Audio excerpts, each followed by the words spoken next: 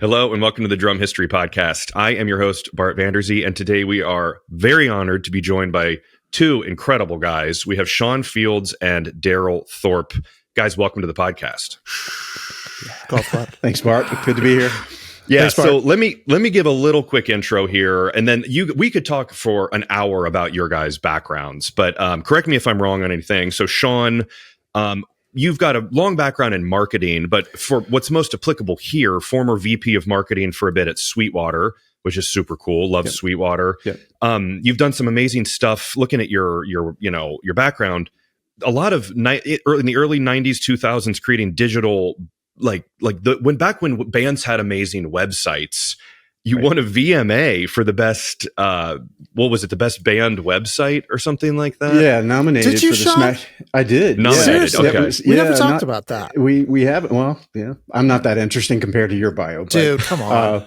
Well, the cool footnote to that is, I mean, it was only offered for the best artist website 1 year. That was at the September 99 VMAs. So didn't get the award, but we were nominated. And I think we were in for the Smashing Pumpkins website. And I think we were in, pretty good company. I can't remember. Oh, actually, I do remember. So I think the Chili Peppers won that year. Oh, cool. Yeah. So the Chili Peppers website. And then I think Marilyn Manson was in mix, which at that time, I haven't looked at it recently, was pretty damn cutting edge. Yeah, that was Yeah. And then, I think David Bowie was in the mix, and you'll have to look it up, but definitely some really heavyweights, some big heavyweights. That was when websites were like an experience, and you would go and it would be all kinds of cool stuff. So anyway, Shawn, pleasure to have you here. Darrell, you're a hard man to follow. So I did you last year because you are 10-time Grammy winner, Beck, Radiohead, Foo Fighters. As an engineer, but looking at your discography, there's so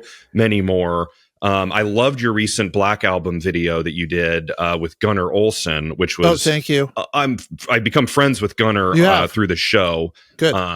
Which is amazing. Navy veteran, RC helicopter enthusiast. Yes, sir. Which little footnote there, which I love. BKHobbies.com, people. Sorry. There you go. A little plug. So anyway, all that being said, we are here today to talk about Drumatica, which is an amazing drum sample experience library drum pack that Shawn, you are the founder of, and I actually played drums in a video with Jason Nix for your website a couple years ago. Yep. But so first off, explain what Drumatica is, so people don't know, and maybe even the concept of what drum samples and drum packs are, really, because maybe people don't know.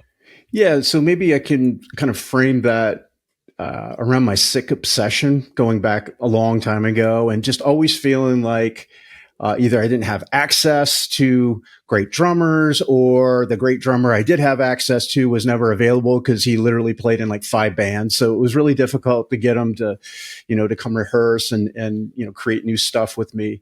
So this idea for a Drumatica or automatic drums or automatic drummer really started, I don't want to date myself, but probably in the mid to late 90s. And so I started capturing with that very same drummer I just mentioned, but with other really great drummers in my area, just kind of sampling their kits, sampling, loops of them playing, and really just started out, again, as I, said earlier, just as a way to have as loops and just sort of in my back pocket as I was writing material for records and stuff in a previous life. And then that sort of began the obsession of just, and I'm not a drummer, I'm a guitarist and singer, but that really started the obsession of really just hyper sampling. And that's just really recording every nuance, every resonating piece in a drum kit, every articulation that the drummer plays, and just going really headfirst into that whole process. I mean, it continues to be a sick obsession because it's like I'm chasing this elusive white buffalo, the best sounding kid or the best drummer, and there's always great drummers and great drum kits to explore out there. So, I guess it started there, and then over the years, again, perfecting sort of my own techniques and listening and buying all of these other great libraries that popped up in the early 2000s and just comparing what I was doing really as a benchmark to say, hey, these guys are the gold standard, or that loop pack or that drum sample pack. And again, just to continue on that path of, in my spare time, just, finding really cool studios, great drummers, amazing, vintage or even modern kits, and recording them. Yeah. So about 3 years ago, so you had mentioned Sweetwater in my background. I left Sweetwater. I was there almost 2.5, 3 years. And that's when I kind of synced up with Darrell along the way. And I just thought, I'm going to turn this into, if I can, a full-time obsession, a full-time business where working with amazing people like Darrell and some other folks that we're working with that we can talk about later, but and really just kind of bringing some of the ideas that I've had over the years, bringing them to life and having, again, amazing people like Darrell mix them, record them, which, I look back, and I don't want to get too far off path here, but I look back when I was, just starting out in bands, even before I started sampling. I think my mission and our mission in Drumatica is to bring, these amazing mix-ready drum samples, instruments. So we're making virtual instruments as well. Bring them to, the 15-year-old that I was, alone in my bedroom and just wishing that I had access to these amazing sounds and listening to the records that influenced me and thinking one day, I'll have a drummer that sounds like that, or I can go into a studio that sounds like that. So that's really at the core of what we do. It's to bring these kinds of tools, these virtual instruments and sample packs to every 15-year-old out there wishing and dreaming that one day they'll get to that next level. Well, I mean, perfectly. That's very well said. But I mean, you mentioned 15-year-olds. Like, let's be honest, as engineers here, like recording drums is difficult. Yep. It's hard to mix. It's hard to mic everything. It is quite possibly the most difficult thing to actually capture and sound good. So if you're starting at a point of having a great recording of a drummer, your song is 50% there. Then the rest of it is laying it on top of that with great instruments, which comes over to Darrell. So Darrell, your background is amazing albums, Taylor Hawkins, great drummers. Thank you. In the room, recording them, 4 albums. Yes. Did you have any background in recording sample packs before linking up with Shawn? I've had 1 or 2 experiences where I'm so sorry, I can't remember the pack that I did, but it was interesting because that pack was more of a they were looking for loops more than they were like one-shot hits type scenarios. So this was a different approach for me. Sure. And of course, I've always made my own sample library that I've had in my back pocket, and not for programming purposes, but more for just mix enhancement situations and sweetening kind of things. Yes. Snares. Yep. And then once in a blue moon, the client of mine is straight up, dude, that's the kick drum is just, that's all I had. Feel free to replace it with something cooler, Okay. Yep. So that's where my background is from, really. Okay. I mean, I didn't, most people on the show who know this know that I worked as an audio engineer at a studio here in Cincinnati for years. I did some music. I did a lot more like movie, TV, radio, commercial stuff, voices. But when I worked on music, it would be like, and I'm the drummer playing on stuff a lot, like like a jingle. I'd be like, enhance that bass drum. Right. Put a different snare drum in on the chorus. Sure. Go for it. Sure. I think it became more normalized. And why not? If it's like these perfect recordings, yes. Then why not beef it up a little bit? Right. Yeah, you can. So honestly, man, there's 2 schools of thought. There are some clienteles who are, some clients that are purists. And they don't necessarily, they don't mind spending the time, because that's really what it boils down to. It can be like, for example, the Foo Fighters' first record that I did, which was Concrete and Gold. I mean, I remember spending maybe a day-ish on each drum part. And it was a combination of, is the snare right? Is the snare the wrong pitch? Is the snare the right instrument? Is the kick drum right? Is it the right instrument? Is it the right pitch? Is it the room situation? Does it need to be roomier? It was like a combination of all these things, of the drum, the tuning of the drum, the mic placement where the drum was. And that was a day and sometimes longer of decision making. And then it was like, okay, we have the sound, and now we're going to actually start going for takes. That's a time consuming process, which some people don't want to spend time like that. It's like, no, dude, I got the song in my head. I want to record. Okay, I get that. Or it's sometimes it can be a little bit of, they don't have the experience to know why the kick drum sounds different when you just do a quarter turn on all the lugs. Yeah. Was Taylor Hawkins picky about his drum sounds, or was he trusting you? It's funny, man. He wasn't. We tell him like, "Hey, Hawk, that snare it's not right for this groove." Okay, and he'd go to the lounge. Yeah, and chill. Yeah, or that's interesting. Go walk around the studio and talk to everybody is what he'd really do. Yeah, there's an episode that came out right before this, The Gear of Steve Gadd, which thank you to everyone for watching. It's been really cool to see that. But Paul Wells, who is on that episode, talked about how Steve would be like, I totally trust the engineer, and he's one of the biggest session drummers, performing session live drummers in the world. He was like, no, I trust the engineer. So that's got to be.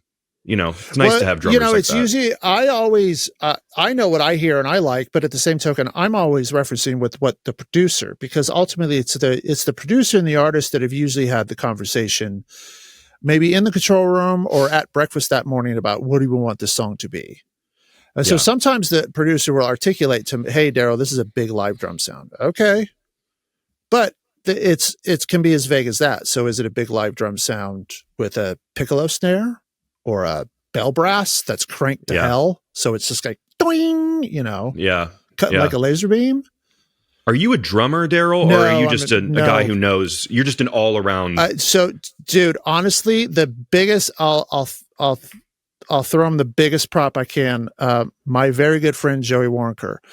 Mm-hmm. Joey started producing artist bands early 2000s. He was trying to see if, and quite frankly, he was very good at it, but some of the projects he would play drums on, but then some of the projects we did together, they were bands. So he was the producer.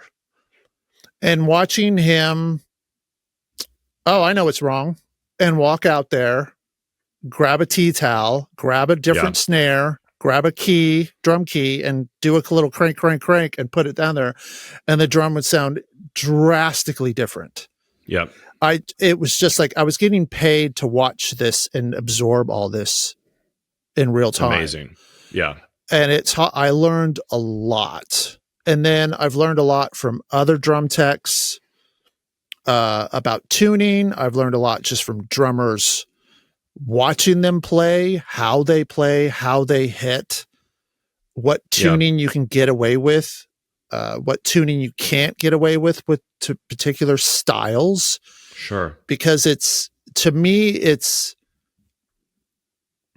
I want the artist to be comfortable first, and then I'll get what I can get secondary. Yeah. Because you're going to get the best quality from a good, if they're comfortable thinking about drummer. Hitting that mic, which, I mean, I usually do a mono overhead, and I try to go like Joey, for example, and then my friend Victor and Drizzo and Blair Sinta. I can put a mic like right here, and it doesn't bother them. Yep. But like Taylor, he was all over the place. So he was in a always good way. like, dude, I don't want to hit it. And I was like, I don't want you thinking about not hitting it. I want you in the moment. Yeah. Interesting. Yeah. Well, your attention to the attention to detail, but it's also a luxury working on such big albums to have that time. I'll raise my hand. I'm sure you know that. Yeah. Which is great. Lucky mofo here. Yeah. But throwing it back over to Shawn, obviously the thing I want to talk about with you guys to kind of, everything we've mentioned so far, all these skills got put into your new project, the Black Oyster kit. Yep. So, which is interesting too, because this whole thing, I'm going to put it in the frame of like, drummers may not be the audience who are going to go out and buy the pack because they're drummers. That's right. So I love going at this from an angle of like, how is this made? How did drum packs get created? How are they recorded? What is it? What's the idea? So for starters, just tell us about it. I think Black Oyster kit, we all have one drummer who comes to mind, Ringo Starr, but it's that 60s sound. So tell us about the Black Oyster kit. So the Black Oyster kit, maybe just going back a bit, the idea that kind of sparked this was, I mean, actually, if you're not familiar with Sweetwater, which is, again, where I worked for a couple of years, it has an amazing campus. So it's a music retailer. If you're not familiar, you should be, because they have an amazing selection, amazing service. And at their core, they're just, they started out small and grew to this huge, I think they're the biggest North American online music retailer. So they're huge, and they treat every customer, it's not a plug for Sweetwater, but they do treat every customer, very special, and they take care of you. So anyway, while I was working there, the campus is like a destination. It's like a Disney World for musicians. And Darrell, I think you've been there before, haven't you? Yes, I've been to Sweetwater several times. It's an amazing campus. It's a great campus. And so all of that said, there is a really cool studio, world-class studio there. So I would literally, while I was there, just spend my evenings, instead of getting into trouble, which I would admit probably the first year I was there, I was probably getting into trouble and doing stupid stuff. But I'm joking. Yep. I just kind of realized, my second year there, I'm like, you know what? I've got access to an amazing studio and great people that work there and great equipment, vintage and modern equipment. So why don't I just, again, continue to pursue this obsession and see what we can do with it? So there was a modern Ludwig Black Oyster kit available to me one particular evening. And so I just, I brought it into the studio and brought a whole slew of complementary add-on pieces, which is what we offer in the commercial piece, the instrument and the sample pack. And we just recorded it, like I said, using, the process that I typically utilize. And so Darrell wasn't there for the recording of that, but what was interesting, I'll go back to what he was saying earlier about the setup and all that. I literally had Darrell on a couple of FaceTime calls where I'm showing him the drummer and the kit, and Darrell is actually placing microphones and saying, here's the poke mic, you should put it here, and you should. We had a Coles 4038, and he was like, yeah, well, put it here and just adjust it, and so totally tapped into his expertise, 400, 500, 600 miles away, maybe even more than that, where we were. But so that's where the idea started. So we had this amazing kit with, such, a rich history, as you mentioned. I think most people do identify that kit with Ringo Starr. It was a smaller kit back then. Mm-hmm. So the modern versions are a little bigger. And so, kind of to wrap it all up, I wanted to kind of hear this kit through like sort of modern ears and what a modern audience, guitar players, singer-songwriters, even some drummers too, would want to hear this kit. So that doesn't mean you can't play, a traditional 60s Beatles kind of backbeat on it. In fact, you can. But there was a lot of emphasis, and I know, and Darrell can speak to his mixing approach to it as well. When he and I started talking about it, really wanted this to be a rocking drum kit. And not only for myself, I wanted to use it and enjoy it, but lastly, I think there is an amazing amount of tools in the market for those 15-year-olds or 25-year-olds or 30, whatever, for musicians these days to choose from. There are a lot of heavy metal drum libraries, as you probably have seen. And, there's just a lot of choices. What I wanted to do is kind of cut through that and say, hey, if you just want an honest rock and roll drum kit that really sounds amazing, this is the kit. This week's episode is brought to you by Claw. How many times have you looked down mid-set and realized your bass drum slid forward 6 inches? It's frustrating, right? That's why there's Claw, the small but mighty kick drum anchor that keeps your bass drum exactly where it should be. Here's how it works. Claw's backward-facing spikes dig into your drum rug every time you kick, locking your drum solidly into place. No Velcro, no special rug, no hassle. It's tiny, about the size of a deck of cards, so it fits right in your gig bag or stick bag. Setup takes just seconds. You just slip it right in front of your bass drum, then grip it and rip it. It's made from durable, shock-proof ABS plastic. Claw can take a beating without budging, no matter how hard or fast you play. And thanks to its premium TPU top layer, it'll never leave a mark on your drum. Claw is simple, tough, and totally invisible once it's set up. But you'll know it's there every time you kick your drum and it stays perfectly locked in. Head to clawdrum.com, that's KLAW drum.com, where you can purchase it for only $29 on Amazon. And if you use promo code KLAW15OFF, that's Claw15 off, you get an additional 15% off when you're checking out on Amazon. Get the Claw and never chase your bass drum again. I look at it too, and I know your marketing background, and I now, for the last couple of years have pivoted from production to working in marketing. Yep. Selling a kit, like a pack that is the Black Oyster kit, that is connected with one of the most iconic drummers, drum sets, eras in rock and roll history, that's smart. And as opposed to, Ludwig rock and roll drum kit. It's like, no, it's the finish is just absolutely iconic of these drums. Right. And it gets you, it's there's good pictures, it's well produced, everything about it. So that's your background though, is creating like user interfaces and experiences. So I think you've really brought everything into one project. Well, I appreciate that. And I do want Darrell to talk about sort of his process and mixing as well. I'll just say this lastly again, I keep saying that, but when you mentioned GUI and that experience, so we have two experiences that users can check out. There's the virtual instrument, which is a totally playable kit. So you can play that on eKit, you can play it on drum pads, you can play it on your keyboard keys, however you want to play it. And then there's the special edition sample pack, which doesn't have as many of the add-on pieces and such, but for all intents and purposes, it's that kit. It's the same set of samples that Darrell mixed, right? So you have the individual microphones that you can adjust. You hear the sound of Sweetwater Studio A, you hear that room, and it's great.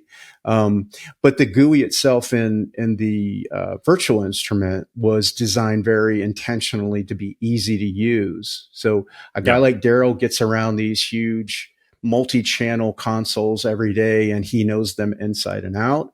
For most users, and at least with some of the research that we did sort of formally and informally at Sweetwater, I know that users want, particularly a certain type of user, they want something easy. I think most people just want easy, right? Yes. I don't want to have to work for something. I just want to create. So you'll see in our interface, and Bart, I'll send you, if you haven't seen it already, I'll send you some screenshots of the GUI. I'm looking at it on the website, Drumatica.com, and then products. You'll see it. There's a Steve Albini one, which another conversation for another day. But that's then if you scroll down a little bit, you'll see it.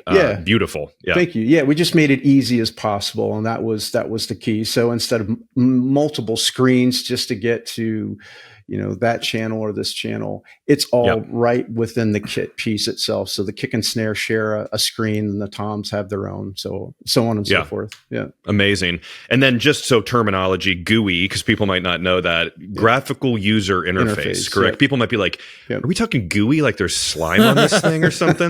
No, I just figured someone out there might be like, what the hell is GUI? Yeah, absolutely. Darrell, so, okay, let's take it. So it's recorded. This Black Oyster kit is recorded at Sweetwater Studios. Yes. You've assisted kind of virtually, your tele engineering. You get all of the files. Right. Let's start there. How many tracks and record? I mean, what did this look like when it came to you, and what did you do from there? Well, it wasn't that many tracks. It was kind of like just more of a typical rock, I guess, recording drum setup, kick in, kick out, snare top. Might have been 2 instances of snare top, snare bottom, hat toms, overheads, mono overhead, stereo, and then room. And I think most of the time there was a close room and a far room, I think, that's right. Shawn, right? Yep, that's right. Yep. So then it was just a conversation with Shawn about, okay, I got all these mics, but then how much am I stimming down to deliver to you, or am I keeping it all separate? So I developed a routing system where I could mix each individual mic as I would a multi-track song, but also be able to stem these downs into just kick in at snare top, where all the mics would be summed, and or have the option of when Shawn would call and go, hey, I need this separated. Okay. So that I could rerun it, that kind of thing. And then the processing would be done on kick in, kick out, and you'd have it.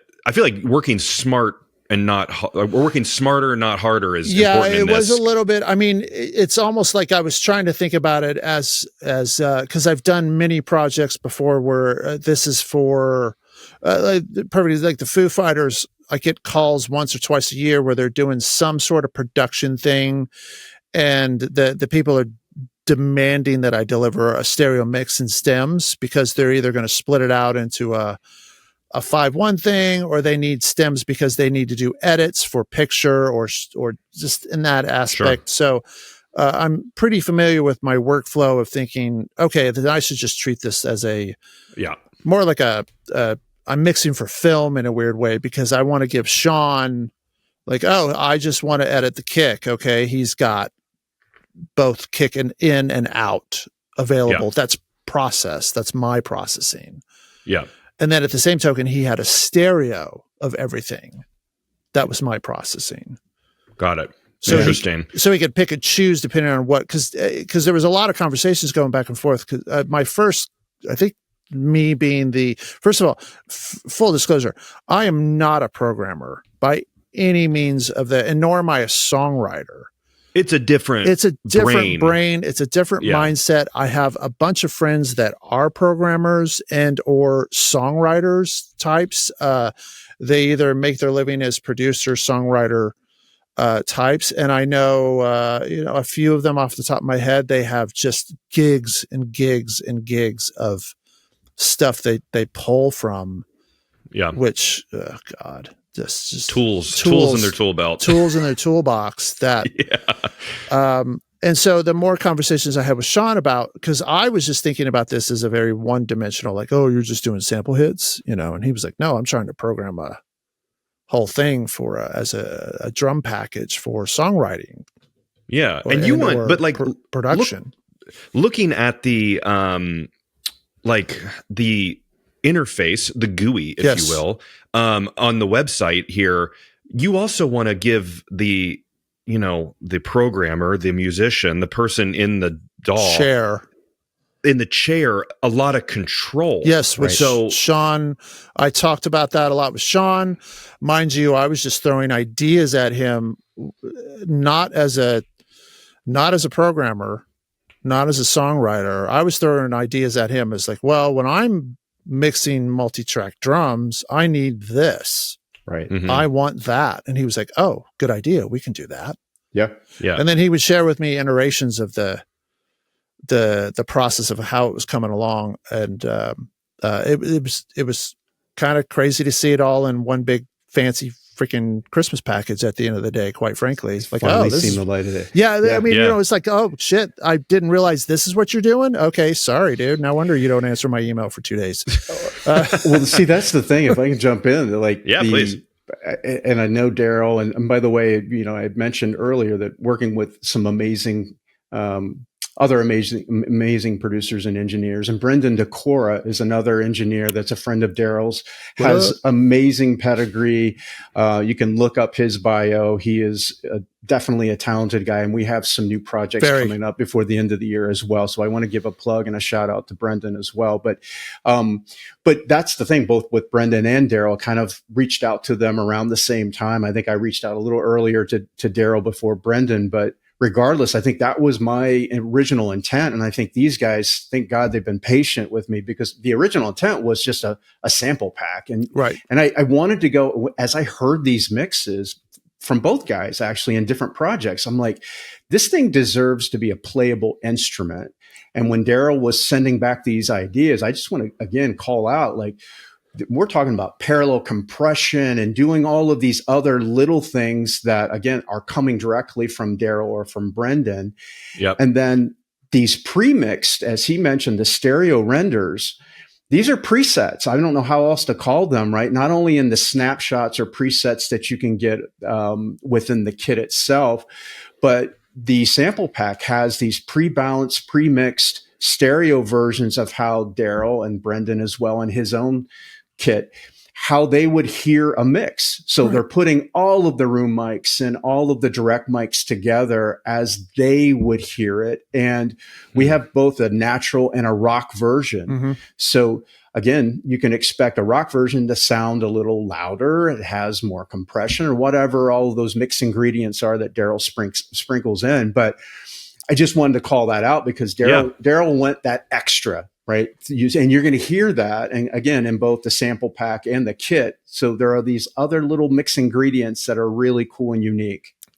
Yeah, absolutely.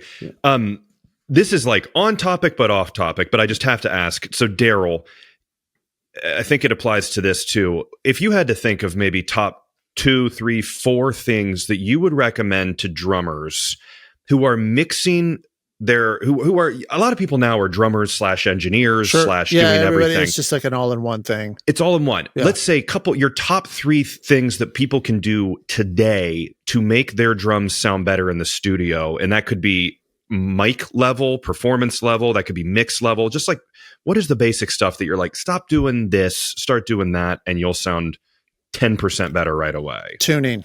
Take some extra time and tune. It's called a drum bot. Yep. And drum dial, which is the old, more like the kind of the analog version. But yeah, you think that really okay. Such a vague statement, but first, it's a vague question. Not yes and no. Okay, because there is the device, the drum bot, which is very inexpensive for what it is. And they give you an app to sort of figure out what you're looking for with the sound you want your drums to be, which it works really well. The problem is with experience, unfortunately, and over time, I've realized that some instruments don't want to be like, I'm not going to say it's not impossible, but it's pretty hard to make a jazz kit sound like a Gretsch Power Stroke kit. Yeah, but it's important for the kit to be in tune with itself. With itself. Yes. Yeah. So if all you have is a jazz kit and you're trying to get a big rock drum sound, then maybe it's a couple of tweaks with a tune bot to get the kit to be as best as you possibly can. Then it comes down to placement, mic placement with the drums. And some of that I think is technique and some of that is taste. Mm-hmm. So it's really hard to say there. I've not just myself, but there's so many tutorials out there that are, some are free, some are paid for, with engineers who are at the top of their game that have drum miking tutorials through Mix Like a Pro or Produce Like Pure Mix, Mix with a Masters, Produce Like a Pro. Excuse me, I biffed all that up. Sorry, guys.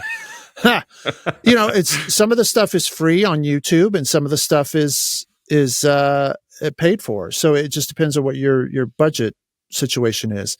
I think that's a big key of then third, I think if you are really trying to work at something, if you do those first 2 things first, then play a beat down through the whole song or a couple of sections of the song, like the verse and the chorus, whatever you want it to be, then come back into your control room and your listening environment and listen to it. How does it sound? Does it sound dark? Is there too much cymbals? Is the kick flabby? Does it need to be tightened? Is the kick too punchy? Does it need more extended low end? Does the snare need more crack? Is the snare choked? are the toms ringing out too much when you play just a simple beat? Is it literally Yeah. which is an internal sign that the toms are not tuned correctly, most likely.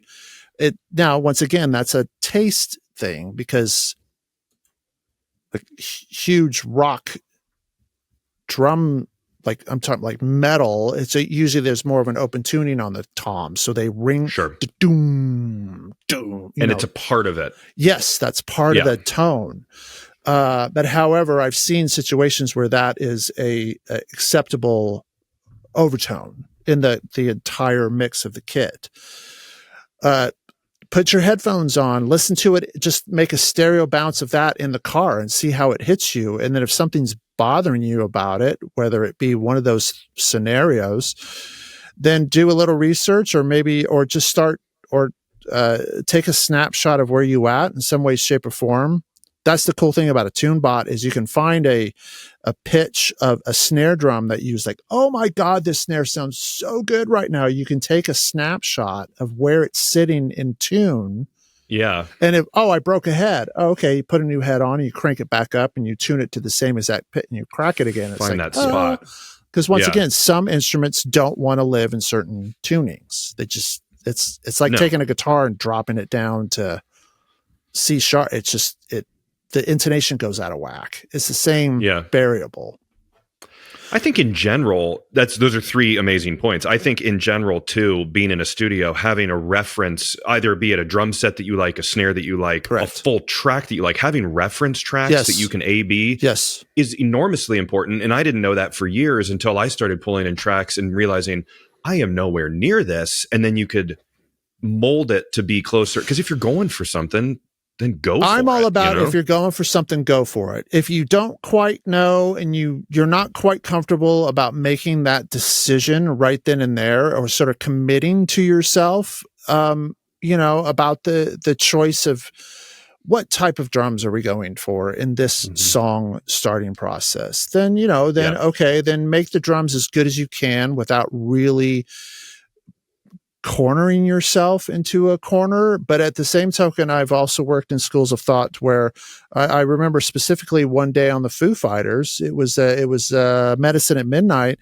We spent the same thing, a day on the drums, and started cutting drums and did all the takes and and I comped it, and we did it to tape and dumped it in and blah, blah, blah. And I was all this work and suffering. And then somebody goes, I think Dave said, I think the pattern's wrong. And I was, in my mind, I was kind of like, oh crap. But then that's the foundation, so you have to redo it, because you're building on it. Taylor was like, I'll replay it. Yeah. Like nobody was like, oh my God, we have to replay. It was just like, I'll replay it. Yeah. But see, if if you're, it's excellent points. If you're making a sample pack, correct, right, and you want to do your own sample pack, you'll know that. So you were talking about the reference hits. Darrell will tell you in our sessions, we always start out with those. What's a great center snare hit, right? Center of tom. And we start there because, you've got a drummer that's going to be sitting behind the kit for hours just on the snare drum. So, and they're just constantly, and the harder they hit. And again, if it's a harder hitting sample pack where you want it more rock or metal, you can expect that snare drum to go out of tune multiple times through the 3 hours that you're doing that. So didn't think of that. The logistics of, all right, now I do have to ask about logistics stuff on that note with like, well, first, I've always wondered this. So Shawn, how does this work with sample packs, loops and beats, legality and licensing and all that? I mean, how does that work? If this ends up on a Taylor Swift song with the album that just came out, how does that work? Well, we get to say, hey guys, we did that, right? That's it. That's about it. Because, we want to make these sounds royalty free. So now obviously other commercial providers can't use those sounds to benefit off of, those sounds and then, recreate or make derivative works. That's kind of the legalese stuff. But artists are free to use those sounds. Again, that's why we make these things. That's why other companies make these sample packs and loop packs. It's to foster that creation and spark that creation. So it's royalty free. So if you've got chart a best-selling song as a result of Darrell's stuff on the Black Oyster, then let us know, because obviously we're proud of that. But otherwise, we're not getting a royalty Please check. let us know. Please. Yeah, but I wonder, there's got to be something to it of like, if it's a little bit recognizable beat as opposed to like a 2/4, money beat, where like then the first one to use it and blow up using that sample, then it's like, it becomes known as that. Mm-hmm. If that makes sense. Yeah, that's like when the levee breaks kind of thing. Where it's like, well, that's the loop part of it. And I wouldn't claim, obviously, to be an attorney and know that sort of copyright law. I know it from a 20,000 foot up, and I know that you have a little bit more freedom in doing that. Obviously, you can't create a loop and say this is that loop, because then you get into song title copyrights and stuff like that. But the beats themselves, as I understand it, you can't at least in the US, you can't. There's an copyright episode about those. that. Yeah. So, it is an interesting topic to talk about and think about the what ifs. What if that particular, I think we've all done that, at least people who have used loops. I started back in the day, if you guys remember, there was a company called Sonic Foundry that did acid loops. And I think they created that whole format of wave files that were stretchable, and you could kind of, stretch to a tempo without much degradation. Mm-hmm. And this is like in the late 90s. They were pretty kind of cutting edge for the time. And anyway, I remember, me and all of my friends couldn't wait to get our hands on their latest sample pack. And they had some really, really good ones. And it was funny because within about 2 or 3 years after they came out, and they had multiple libraries, I could just listen to, other people's music, at least on the local level. And I would hear these same loops, Sure. right? Because, if they're good, people want to use them. I guess that's the point. I think it's, as an artist, I don't want to get too far off topic, but as an artist, I think it's up to the artist. That's the artist's challenge, is to take that we know is going to be used by others and make it our own. So it's the, all the extra things we can do to that beat to make it unique. Yeah. Yeah. Well, I think the Bee Gees did it 3 times, same drum loop. Same drum loop. Yeah, that's right. I remember watching that documentary and kind of hearing, wasn't it Staying Alive? Staying Alive is the same loop as, Night Fever. Night Fever. It's just a different tempo. That's right. Because they didn't want to have their longtime drummer had to leave. He had some sort of family emergency or family thing going on, and it was well known. So they had him just play a couple of random grooves because they haven't gotten to the song yet. And then so rabbit hole. To even the crazier story is Toto was in Florida working next door, and you've got Jeff freaking Porcaro. Why does Jeff Porcaro need to do a drum loop? He doesn't. But they were hearing what was coming out of the Bee Gees room with the drum loop thing, and just the way it made a song feel. So Africa is a drum loop. Wow. I didn't know that. There is a bit of a robotic, but the loop itself is a loop. But then Porcaro overdubbed the dun dun dun dun dun dun. Yeah, that's where it makes it go. Oh my God!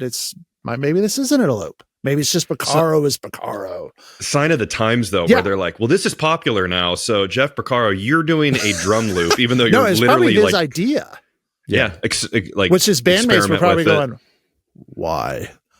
I don't know. Why? Do you know who you are?" Yeah. Do you know who you are? How does this all work? Like, are we allowed to know who the drummer was playing on the kit for the recording? Or is that like a we don't talk about it kind of thing?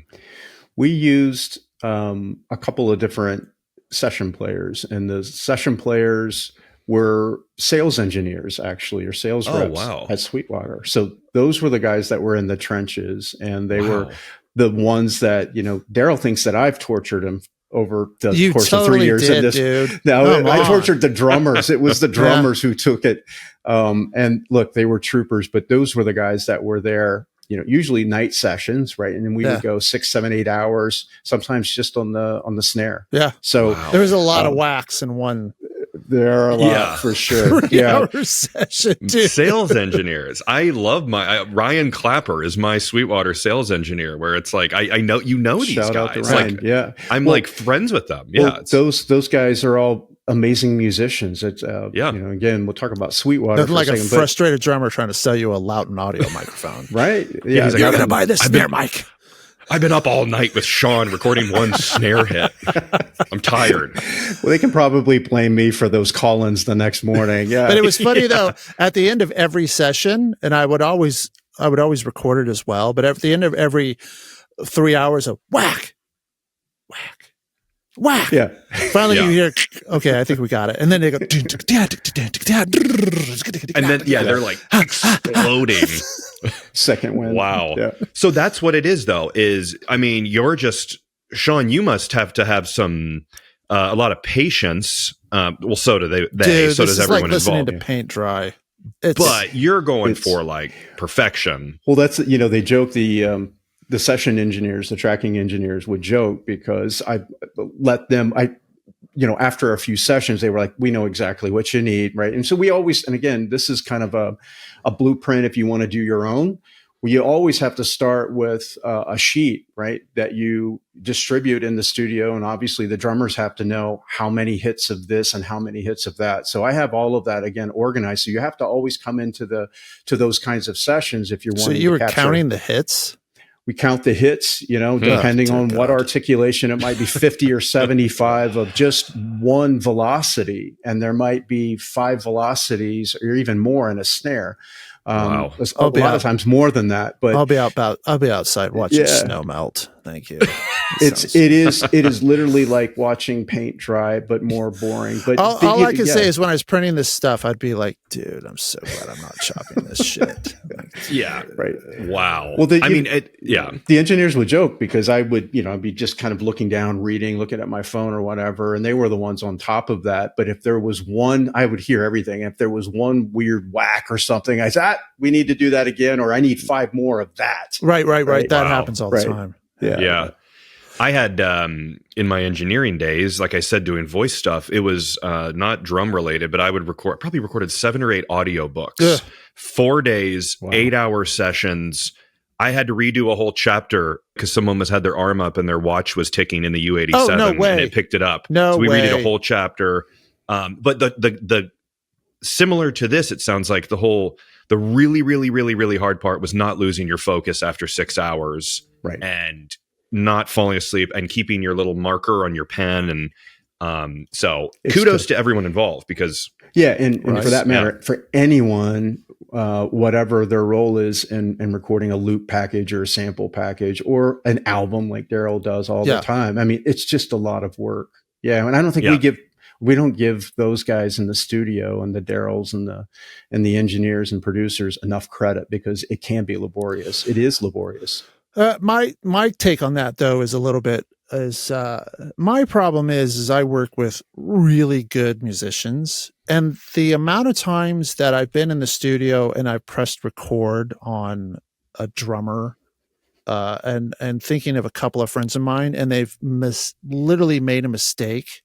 I've screwed some file thing up 10 times more than they've did a bad drum hit. Yeah. It's, and even then they've done a full take of a song that's 4 minutes long. And they're like, Darrell, I screwed up on the second bar of the second chorus. Punch did you? Yeah. Well, I forgot to hit record, so I screwed up even more. Yeah. Well, I mean, Darrell, it's got to be kind of a fun working on these with Shawn on your end of being in, let's say, in the studio and in your mixing, you're mixing it. Mm-hmm. It's got to be a bit of a nice change from gigantic, huge Radiohead, Beck, like all these huge albums. Is it a nice change to kind of just work on one instrument and then be done with it?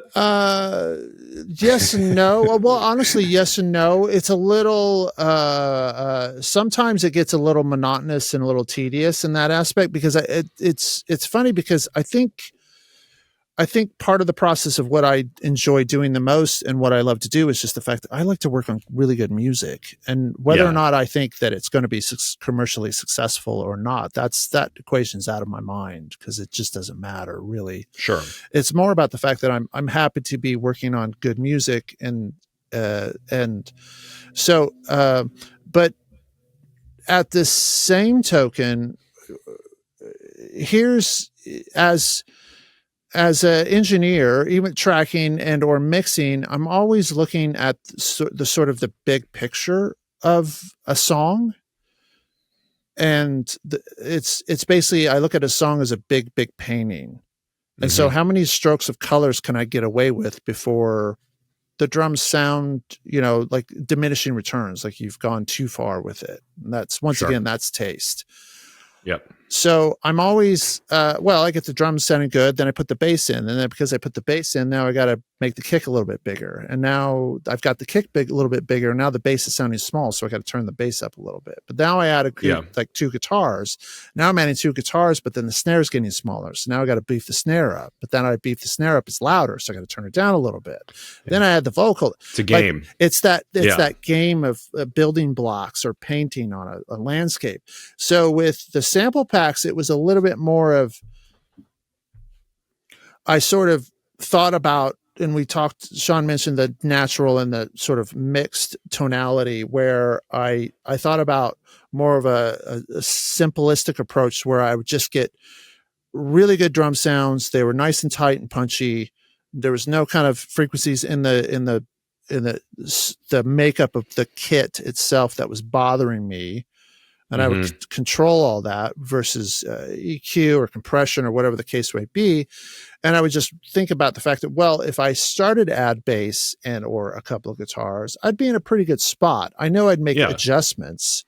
And so then the conversation came up with, well, let's do a more of a mixed thing where it's like, I'm going to make the drums as big as I possibly can and as punchy, loud, bright, maybe even too bright, quite frankly. Sure. But they can pull, the whole idea is people can EQ so they can later tame that for their down, track. Or if it's, hey man, like once again, the drums to me, the drums and the bass are such a foundational focal point of a song. If your drums and your bass are small, then your song's going to be small. And I'm not saying that is a bad thing, because that becomes a taste thing. Is it about, do you want the song to be big? Well, if you really, really are striving and you're working hard to making the song big and your drums and bass are small, your song's never going to feel big. But if you're working in the aspect of like, no, I want this like small kind of tiny garage sounding thing, like everything's supposed to be kind of, then it's like, okay, well then go with the concept of like making your foundation smaller. Yeah. And then more raw. And then once again, if you get to the end road and you're like, this isn't working for me, you can go backwards and change all that. Yeah. The other thing to throw it into caveat, I'm seeing people, and dude, there is no right or wrongs, and there is no right or wrongs in song making. There's no right or wrongs in artistry. That's the cool thing about what we do. It's always about personal taste, and it's always about your workflow and what makes you feel happy with how your thing's progressing with your song, you producing a song or writing a song. But I am seeing a trend with more and more people where, let's say the drummer is in the studio with the band, and the drummer might not be the engineer, but the band is sort of self-producing themselves.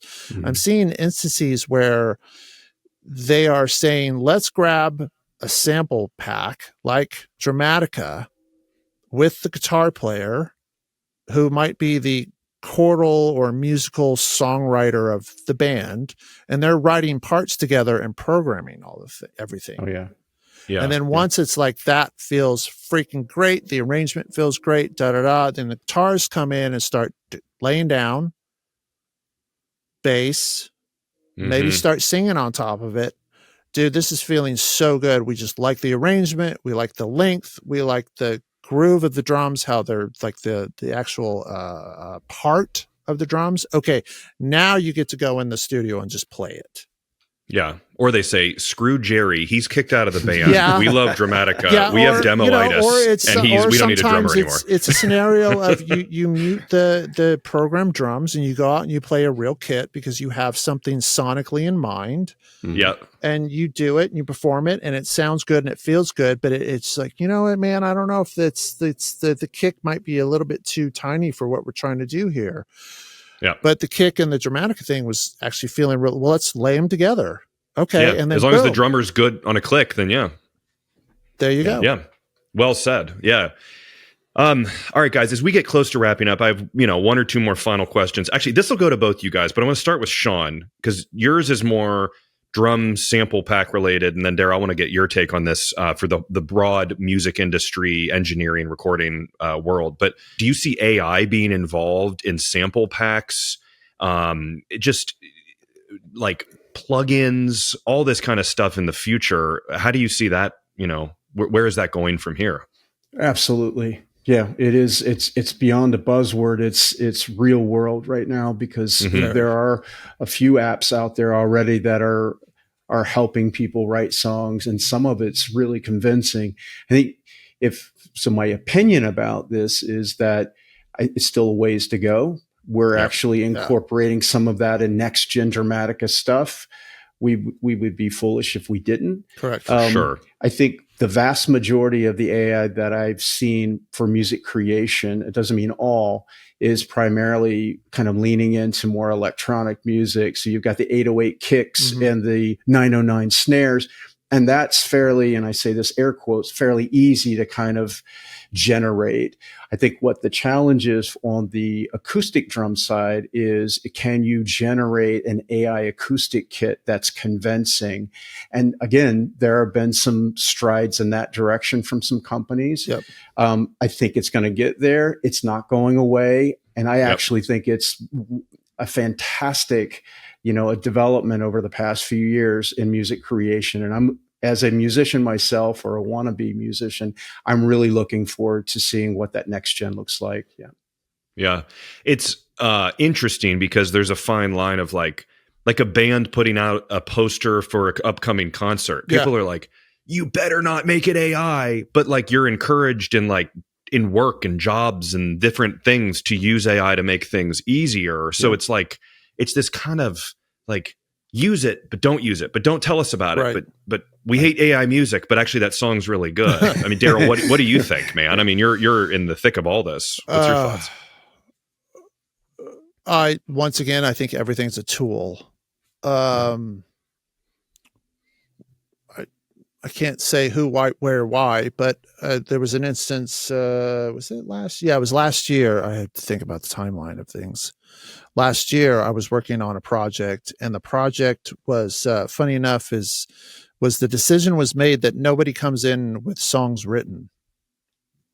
Okay. Sure.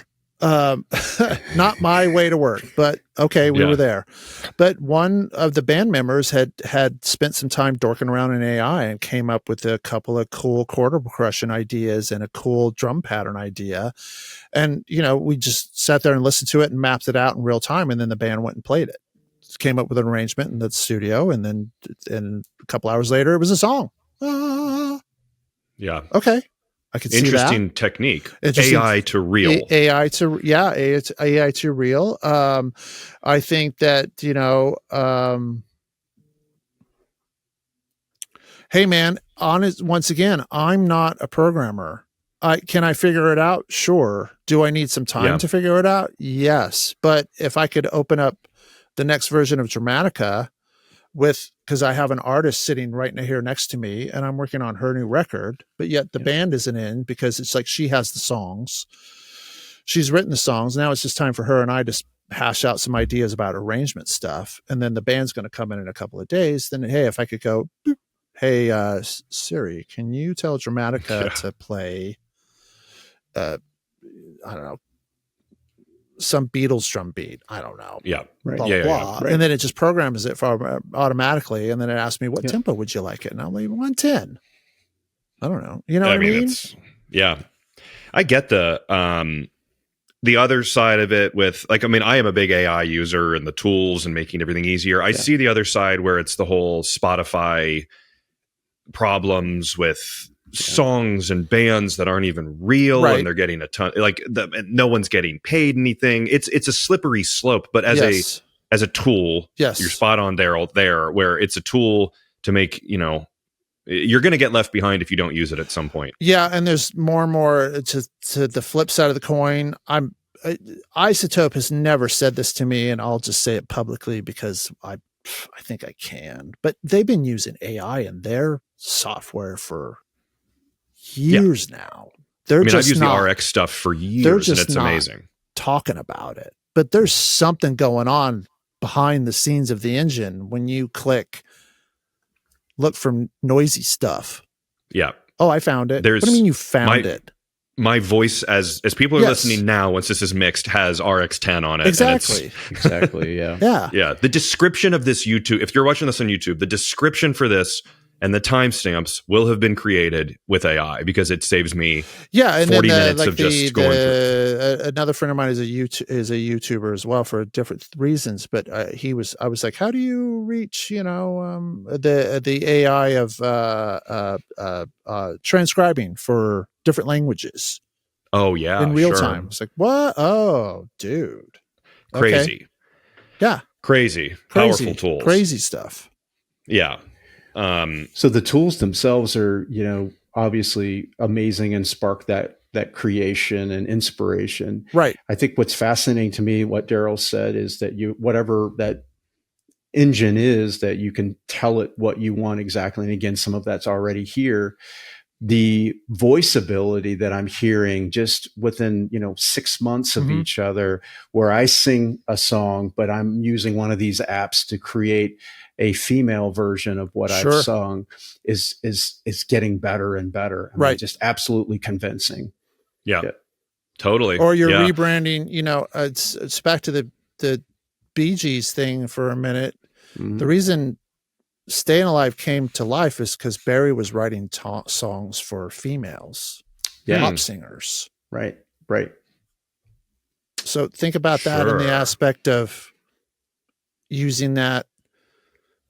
Myself, Shawn, I'm sure you're a tenor as well. Like, singing in a tenor as a tenor key, but then thinking about writing a song for Taylor Swift or something where it would just be. Absolutely. Yeah. You can't even get the idea outright. Well, you couldn't even get it, but then again, is that gonna start a whole new genre of musicality next week because we did something stupid like that?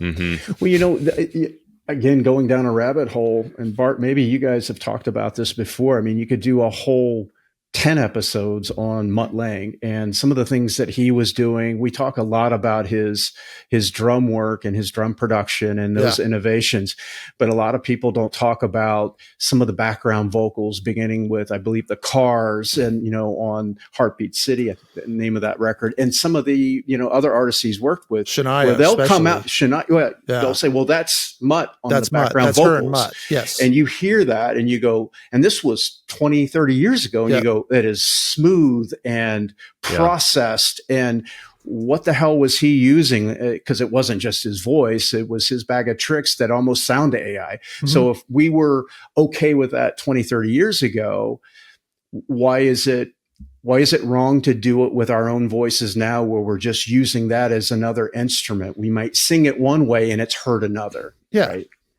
People get scared of the future. It's like Les Paul creating multi-track recording and playing it back and recording over it. And it's just like, people are scared of, TV because it's replacing radio, and radio's replacing the newspaper, and everyone, old man, shaking fist at the sun, kind of like, hey, well, it's a little bit, maybe it's a little bit more personal, Bart, because the internet came online. Yeah. And all of a sudden, within a pretty several years, the music business changed dramatically. Sure. Yeah. And so I think that's a little bit of the fear I think you're right. Is AI coming in and changing it again. Yeah. Napster to, yes. I mean, it could have been handled maybe a little bit differently, but the Lars situation was like, he kind of called it. But didn't quite help the reputation there from the way it was handled. No. But anyway, fellas, okay, well, good discussion on everything here. Shawn, as we wrap up, why don't you tell people where they can find Drumatica, social media, all that, and then Darrell will hop over to you and we'll wrap things up. Yeah, you can go directly to Drumatica.com, and that's going to have all of our products. We're working with other retailers right now. to offer the virtual instrument and probably some sample packs as well. But go to Drumatica.com. That's going to have everything. There's a really cool Q&A, by the way, with Darrell. So you can check that out as well.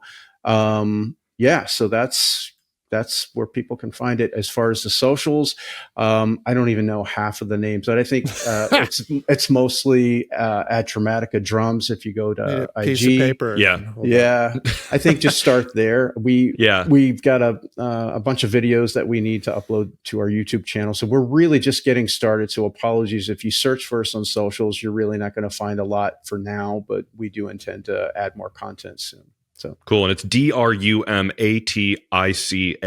Drumatica. Drumatica. Yep. Highly recommend it. Darrell, where can people find you? And, best not that place you need to find more work. me is if you just want simple information about myself. It's my website is darrellthorp.com. There is a Ask Darrell button to reach out to me. It does go directly to me and not my team of people, because I don't have a team. And I am on Instagram if you want to see me fly helicopters upside down. That's RC Helicopters Upside Down. It's at DF Thorp is my Instagram handle. Plus, I do post about stuff that I can share. It's hard for an engineer to, I can't walk into a studio and make a new record with the Beatles and go, hey guys, I'm with the Beatles right now. Like hey, look at this. Check me out. Check me out. No, not until it's out later. So it's kind of like I have to take photos, and sometimes I don't think about it. I have to take photos, and then I can, I worked on this. Yeah. I worked on a Trolls movie, and it was when my kids are really, really little, the Trolls World Tour, and it came out 3.5 years later. Holy crap. Wow. Like 2017 is when I recorded it. Whatever it was 3 years later, and it was like, I forgot about this. My son could care less about the stuff that I've worked on, except for I told him that I worked on the music for a Minions short. Oh, there you go. And he was like, okay, that's cool, Dad. Okay, that's cool. Forget about Radiohead. Yeah. Kids, they don't understand. Just don't understand. All right, guys, this has been absolutely incredible. I've had a huge pleasure here. Again, this is Drumatica. Check it out, but separately though, I will put the link in it. The Black Album video that Darrell did thanks, with man. Gunnar is fantastic. I will put that in the description. That was a big learning experience for me. Yeah. Huge. And I did a 2-3 multi-part series on the gear of Lars Ulrich with Chris Ruscio, and that came up at some point in it, I believe. Or we also did one where it was, did we find Lars? Some guy came forward and was like, I have Lars's stolen drum set, and it turned out to not be it at all. But bummer. It was fun. We had fun. So I forgot about that one, man. That's a good. That's kind of a crazy source of information for just drum. Once again, it is not because I'm in it. It's more about that because they cornered Ross from Drum Doctors, who owns the kit and talks about tuning and stuff like that. So there was a lot of info in there about recording. Yeah, for sure. Yeah, great for drummers, great for engineers, great for drummer engineers. Yes. And music historians too. Music historians. The great for geek everyone. out aspect of sitting behind that kit, That's right. Yeah. That's what turned me on to metal, was that drum kit. Oh yeah. It's incredible. Crazy. Yeah. Changed the game. All right, gentlemen. Thank you so much for your time. And I really appreciate it, and hope to see you guys around. Thanks, you. Man. Party on. See you.